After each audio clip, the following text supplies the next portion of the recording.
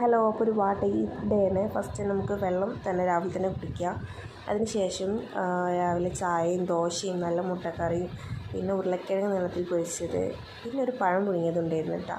ഈ ദോശയിൽ നിന്ന് ഒരു പിച്ചൻ്റെ പിച്ചി ഈ മുട്ടക്കറിയും കൂട്ടി കഴിക്കാൻ നല്ലൊരു ടേസ്റ്റാണ്. പിന്നെ ഈ ഉരുളക്കിഴങ്ങ് നീളത്തിൽ പൊരിച്ചത് എനിക്ക് ഭയങ്കര ഇഷ്ടമുള്ള സംഭവമാണ്. പിന്നെ ഉച്ചയ്ക്ക് നല്ല ചൂട് ചോറും നല്ല മുരിങ്ങക്കായ തേങ്ങ അരച്ച് കറി വെച്ചതും പിന്നെ വെണ്ടക്ക ഉപ്പേരിയാണ് കേട്ടോ. ഞങ്ങളുടെ നാട്ടിൽ ഉപ്പേരി എന്നാണ് പറയൽ.